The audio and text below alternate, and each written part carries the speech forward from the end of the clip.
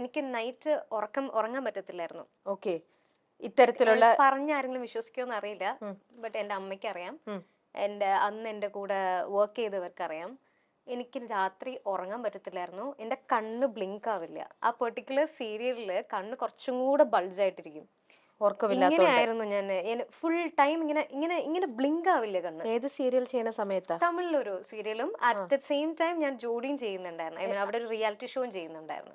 അപ്പൊ അമ്മയാണ് പറഞ്ഞത്, നിനക്ക് നൈറ്റ് ഉറക്കവും ഇല്ല എങ്കിൽ ഇത് ഈ റിയാലിറ്റി ഷോ എനിക്ക് ഇങ്ങനെ ഒരു ഓപ്പർച്യൂണിറ്റി വന്നപ്പോഴത്തേനും എടുക്കാൻ പറഞ്ഞത് അമ്മയാ. കാരണം എന്താ വെച്ച് കഴിഞ്ഞാൽ ഉറങ്ങുന്നതിന്റെ ആ പ്രശ്നം എനിക്ക് സോൾവ് ചെയ്യാം. കാരണം രാവിലെ 6:30 തൊട്ട് നൈറ്റ് ഒരു 9:30 വരെ സീരിയലിന്റെ ഷൂട്ട് ഉണ്ടാവും.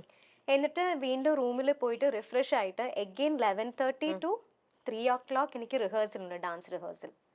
ജോഡി എന്നാണ് റിയാലിറ്റി ഷോയുടെ പേര്. സോ 2 സെലിബ്രിറ്റി ജോഡീസിന്റെ ഷോ ആണ്.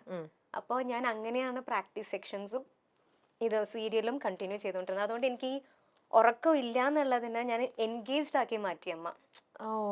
സോ അതുകൊണ്ട് എനിക്ക് ഉറക്കം ഇല്ല എന്നുള്ളത് ഞാൻ തന്നെ പയ്യെ മറന്നു. പക്ഷെ എത്ര ദിവസം നമ്മുടെ ബോഡി അതിനെ താങ്ങും ഇങ്ങനെ? അതാണ് ഞാൻ പറഞ്ഞ ഇടയ്ക്കിടയ്ക്ക് ഞാൻ വീഴുമായിരുന്നു എന്ന്. ആ ടൈമില് ഉറക്കം ഇല്ലാത്തതിനെക്കാട്ടും എനിക്ക് കൂടുതൽ പ്രശ്നം തോന്നിയത് ഇങ്ങനെ ബ്ലിങ്ക് ചെയ്യാനായിട്ട് ഭയങ്കര ബുദ്ധിമുട്ടായിരുന്നു എനിക്ക്. കണ്ണിങ്ങനെ ആ ഒരു ഷോക്ക്